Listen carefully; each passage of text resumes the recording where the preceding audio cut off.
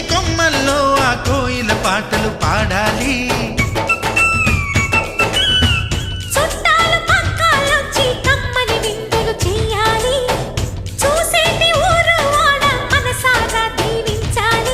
నలుగురు కలిసి చేతులు కలిపి మన కలలన్నీ పండించాలి.